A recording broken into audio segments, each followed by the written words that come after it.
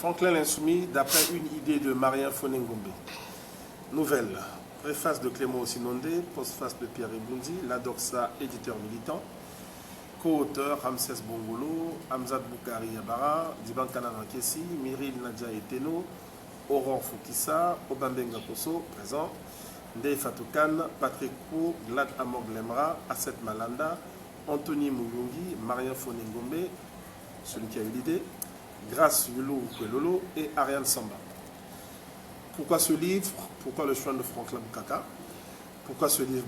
C'est Marien Fonengombe qui m'a soumis cette idée l'an dernier, il y a un peu moins d'une année. L'idée m'a séduit, d'autant plus que j'adore Franklin Bukaka, l'un des plus grands artistes que le continent ait connu. Un homme qui a chanté pour le peuple, qui a chanté au sein du peuple et qui a été exécuté justement parce qu'il défendait le peuple contre l'oligarchie en place à l'époque. Quand Marien m'a soumis cette idée, il m'a dit c'est très simple, chaque co-auteur choisira une chanson, il en fera une nouvelle. Il a cherché des auteurs de son côté, j'en ai cherché du mien. Et moi par contre, je n'ai pas choisi l'axe de la nouvelle, mais j'ai choisi plutôt l'axe du mini-essai. J'ai voulu interpeller directement mon aîné, malheureusement disparu, Franklin Bukaka, pour lui dire à quel point j'ai été meurtri, déçu, abattu, accablé, lorsque l'opération Mbata, comment ça se dit Mbata, j'ai même du mal à prononcer, c'est n'importe quoi. Lorsque cette opération a eu lieu, et moi j'ai intitulé mon texte Pomba Bukaka, l'opération Mbata Yabuzoba a détruit Tampon sur le Congo. Parce que j'estime simplement que nous sommes africains et que si au XXIe siècle nous n'avons toujours pas compris pourquoi nous devons cesser de nous battre entre nous, nous devons cesser de nous faire la guerre, nous devons cesser de nous entretuer, ça veut dire que nous n'avons absolument rien compris et que nous sommes très bien partis pour être encore et une fois un peuple de serpillères. Vous savez, une serpillière, chacun vient faire ce qu'il veut sur une serpillière, il peut cracher dessus. Avec la serpillière, on peut nettoyer la cuisine, on peut nettoyer les toilettes, on peut nettoyer le salon. Et chacun de nous fait ce qu'il veut avec une serpillière. Mais malheureusement, depuis des siècles, les Africains, on aura beau mettre des super sons, on aura beau se balader dans des 4x4, on aura beau aller se marier à Dubaï, au Japon, tout en vivant dans la crasse la plus totale, mais on sera toujours un peuple de serpillières.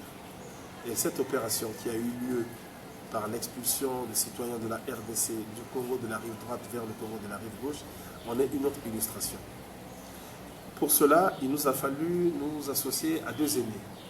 Nous avons choisi du côté de Marien Fonengombe, Clément Osinondé, et de mon côté, Pierre Eboundi. Clément Osinondé assure la préface, et Pierre Eboundi, président de la Ligue panafricaine Umoja, assure la postface. Pourquoi le choix de ces deux aînés? Clément Osinondé est le meilleur connaisseur de la musique congolaise des deux rives. Monsieur Pierre Eboundi, lui, a très bien connu cette époque de 1972, puisque lui-même était un M22. Il a écrit dans un livre d'entretien avec Diogène Sénou, où il apporte son témoignage sur cette époque aussi riche que sombre de la jeune histoire du Congo dit Brazzaville. En 1972, c'est une anecdote que très peu de gens savent, a lieu une conversation au Congo, comme dans beaucoup de foyers sans doute, entre deux hommes, le premier âgé de 65 ans, le deuxième de 32 ans. Le plus âgé, c'est Jacques Opango, et le plus jeune, c'est Elenga Ngapo. Jacques Opango dit ceci à son cadet. Cher cadet, dans un système, si on veut que ça marche, pour gérer un pays, pour un gouvernement, pour un parlement, il faut faire un savant dosage entre les vieux et les jeunes. Sinon, si dans un système, il n'y a que des vieux, on va arriver rapidement à la paralysie, à l'inertie. Et si dans un système, on ne met que les jeunes, rapidement, on sera confronté à l'inexpérience. Mais nous avons de la chance. Au début de notre ouvrage, il y a l'aîné Clément Osinondé qui tient la clé. Et à la fin de l'ouvrage, nous avons un autre aîné, Pierre Eboundi, qui tient également la clé.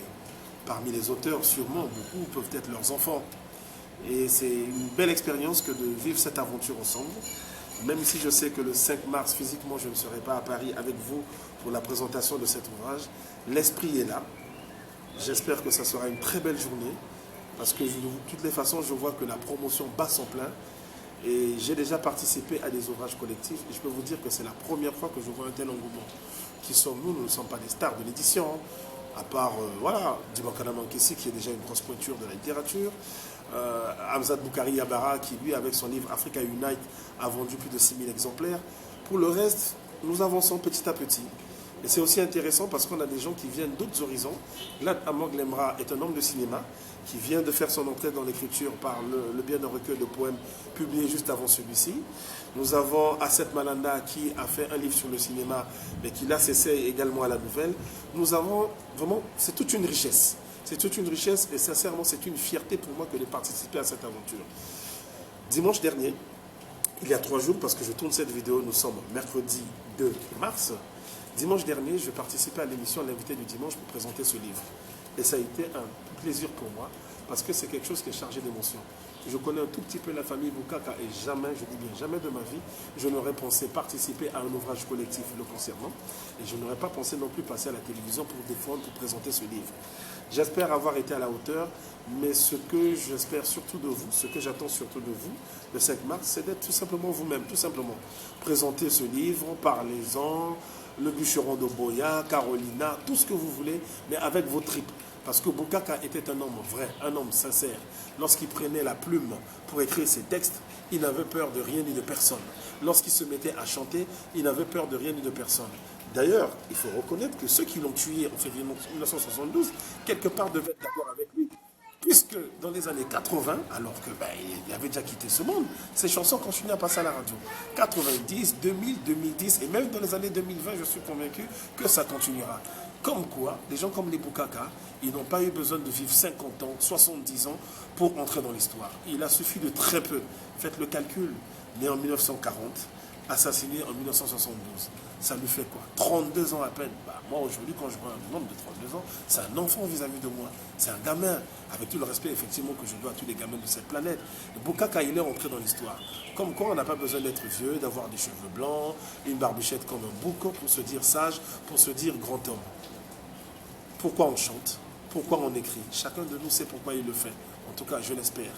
Si je fais le choix personnellement d'aimer, d'apprécier ce genre de texte, ce genre d'artiste, c'est parce que je sais que ça m'apporte quelque chose. Ça m'instruit, ça me nourrit spirituellement. Et je suis convaincu que vous aussi, en lisant cet ouvrage, d'abord en l'achetant, c'est ça le plus important, il faut d'abord acheter, mais beaucoup plus important encore, il faut le lire et le partager. Vous avez des enfants, racontez-leur la vie de Franklin Boukaka à travers ces différents textes. Je ne crois pas que nous ayons déjà fait une chose pareille en Afrique centrale pour un seul artiste. Pourtant, nous en avons. Ce ne sont pas les artistes qui manquent au niveau de ce sous-continent ou bien dans le continent simplement ou au sein de la diaspora. Mais voilà, c'est une belle aventure. Je suis très content et très fier de participer à cette aventure. Encore une fois, je vous dis merci. Je vous embrasse tous et toutes. En particulier, Asset Malanda, Ndeye Fatou Kane, Aurore Fokissa, les sœurs qui nous ont accompagnés. Ah, il y en a une autre que je n'ai pas eu l'occasion de rencontrer, que je ne connais pas encore, c'est Myri Nadia Etenon. Elle également, je l'embrasse très très fort. Merci d'avoir fait partie de cette aventure et j'espère que demain, ensemble, nous pourrons encore faire d'autres choses, des choses encore beaucoup plus grandes. Je vous remercie. Portez-vous bien. Umo Janingovu.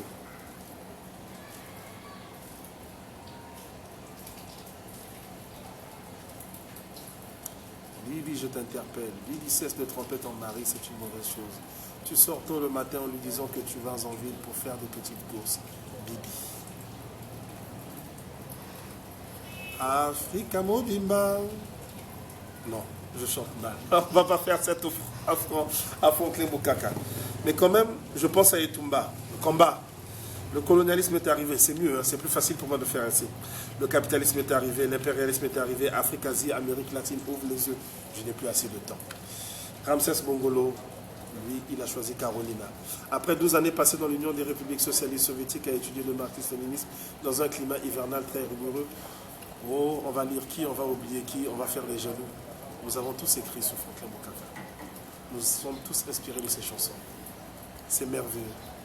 Je vous dis merci. Et j'espère pouvoir faire d'autres petites vidéos pour reparler de cet ouvrage. Mais ça, c'est spécialement dédié au 5 mars. Encore une fois, merci Marianne Fonengombe pour cette très belle aventure. Merci, Président Pierre Ebondi.